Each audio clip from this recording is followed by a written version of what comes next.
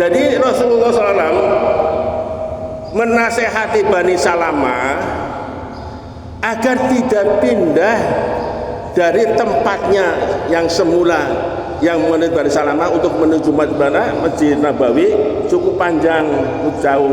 Jadi di sekitar Masjid Nabawi masih bertanah kosong dan mereka ingin pindah. Maka Rasulullah sampai bersabda sebanyak 2 kali, tetaplah di tempat tinggal kamu, bekas-bekas kamu ditulis, yakni langkah-langkah kamu dicatat.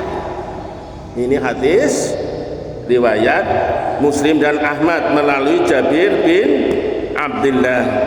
Nah, kedua pendapat, ini pendapat pertama itu ya, dan ini pendapat kedua,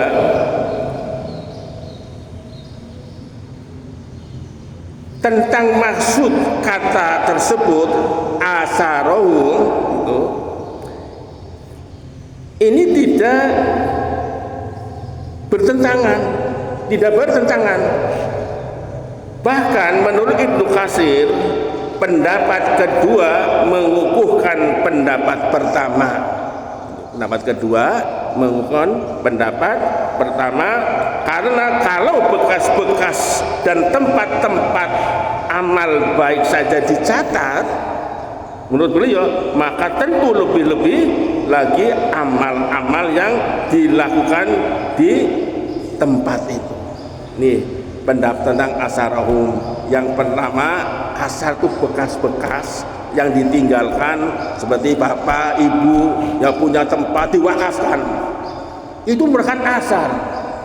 Atau ilmu, kemudian ilmu ditulis, dibukukan, menyebar, seperti ulama-ulama ya yang hidup ratusan tahun yang lalu menulis kitab-kitab tafsir, usul fikih, sampai sekarang digunakan. Itulah asar-asar mereka yang terus pahalanya mengalir. Nah, pendapat kedua, asar ini adalah bekas langkah-langkah kita. Bapak ibu menuju ke masjid ini, melaku ke setiap tapak kaki atau putaran roda motor jenengan tercatat di sisi Allah Subhanahu wa taala. Maka sungguh rugi orang yang tidak mau menghadiri majlis-majlis ilmu.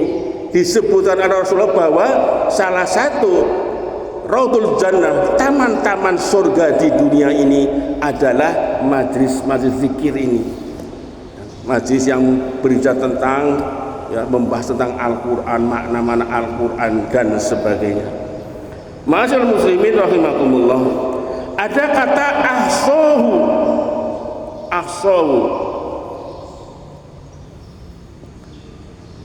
Inna nahnu lil mauta wa naktubu ma qaddamu wa atharum wa kullu shay'in ahsaynahu. Ya, ahsaynahu ini terambil dari kata ahsa.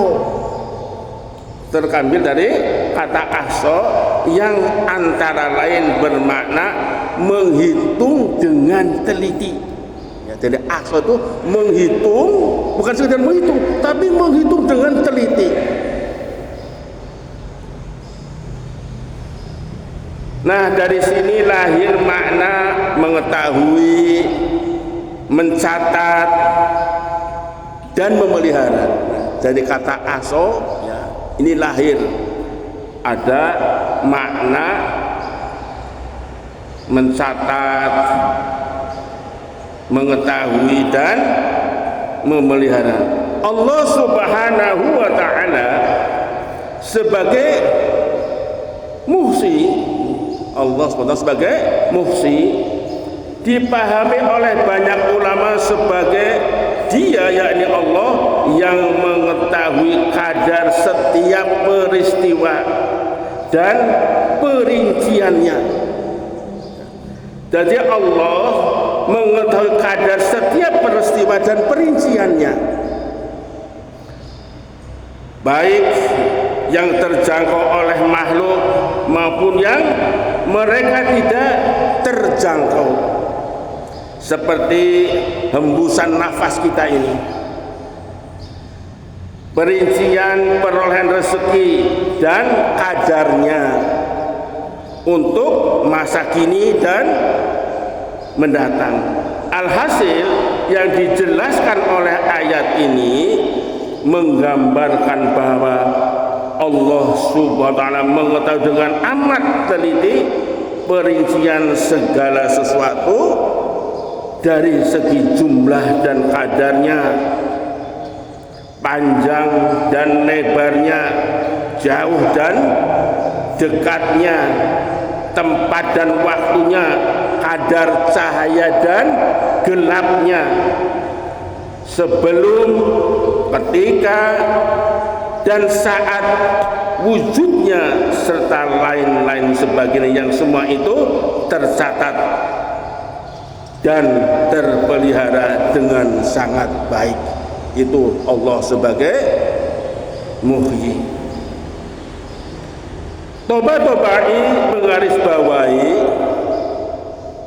bahwa apa yang dicatat oleh para malaikat dan kegiatan manusia dalam buku amalan perorangan, yakni yang dimaksud oleh firman-Nya, kami mencatat apa yang telah mereka kerjakan dan bekas-bekas yang mereka tinggalkan. Ini ayatnya, wa naktubu ma qaddamu wa asarohum. Tidak sama maknanya dengan apa yang dipeliharanya, yang dipelihara Allah dalam kitab induk yang nyata. Ini menurut Toba-tobai. Memang ada catatan khusus untuk setiap pribadi. Nah, kita bisa melihat kalau ini catatan pribadi pada surat Al-Isra. Surat Al-Isra ayat yang ke-13, Allah SWT berfirman, wa kulla insanin alzamnahu dhairahu fi 'unuqih wa nukhriju lahu yawmal qiyamati kitaban yalqahu mansura. Dan setiap manusia telah kami kalungkan catatan amal perbuatannya di lehernya, dan pada hari kiamat kami keluarkan baginya sebuah kitab dalam keadaan terbuka. Jadi Yesus, kita itu dikalungi catatan-catatan kita waktu hidup di dunia, dan kitab catatan amal-amal kita, perbuatan kita dalam keadaan terbuka. Lalu Allah SWT perintahkan, Iqra kitabak kafa bi nafsikal yawma 'alaika hasiba. Bacalah kitabmu, cukuplah dirimu sendiri pada hari ini sebagai penghitung atas dirimu. Ini yang bakal kita alami kelak di hari kiamat. Kemudian ini yang sifatnya pribadi, masing-masing tuh ya akan mendapatkan seperti itu, kita sendiri-sendiri. Ada untuk setiap umat, yang sifat untuk umat yang seperti apa ya, sifatnya tuh bersama-sama. Ini dalam surat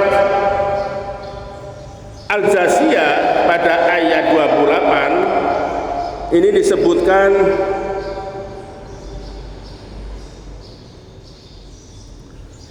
wa tara kullu ummatin jasiyah kullu ummatin tud'a ila kitabiha al-yawma tujzauna ma kuntum ta'malun.